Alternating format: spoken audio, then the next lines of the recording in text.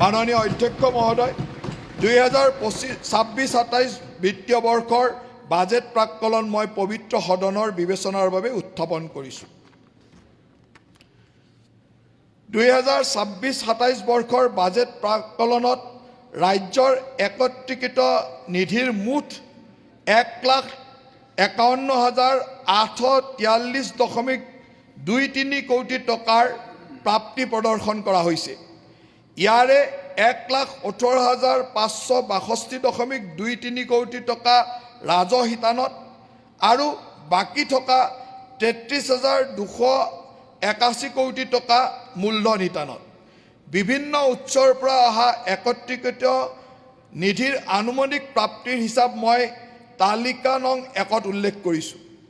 ৰাজহুৱা শিতানত 1,34,466.22 কোটি টকা আৰু উপনিমিত্ত পুঁজিৰ অধীনত 2,000 কোটি টকা যোগ হোৱাৰ পিছত সৰ্বমুঠ আদায়ৰ পৰিমাণ হ'ব 2,88,309.45 কোটি টকা।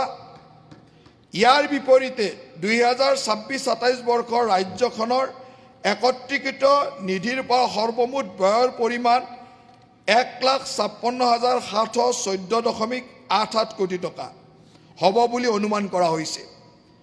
ইয়াৰে ৰাজহ শিতানত ব্যয় আনুমানিক 1,18,562.23 কোটি টকা আৰু মূলধন শিতানত ব্যয় আনুমানিক 38,152.65 কোটি টকা। 2026-27 বৰ্ষৰ একত্ৰিত নিধিৰ মঞ্জুৰি অনুসৰি ব্যয়সমূহক প্ৰাক্কলন তালিকা নং 2ত দেখুওৱা হৈছে।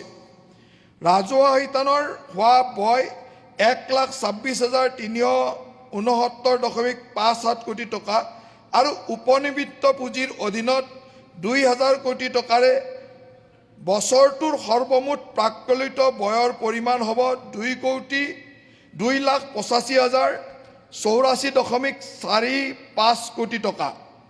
একেদৰে বছৰটোত হোৱা প্ৰাক্কলিত লেনদেনৰ বাবদ আনুমানিক 3,225 কোটি টকা ৰাহি হ'ব। ইয়াৰ লগতে বছৰটোৰ আৰম্ভণিত ঘাটি 3,644.26 কোটি টকাৰ হিচাপ মিলালে 2026-27 বৰ্ষৰ শেষত বাজেট ঘাটিৰ পৰিমাণ 419.26 কোটি টকা হ'বগৈ। 2026-27 বিত্তীয় বৰ্ষৰ বাজেটৰ ৰাজ্যৰ মুঠ ঘৰুৱা উৎপাদনৰ 3% বিত্তীয় ঘাটিৰ লক্ষ্য হিচাপে নিৰ্ধাৰণ কৰা হৈছে।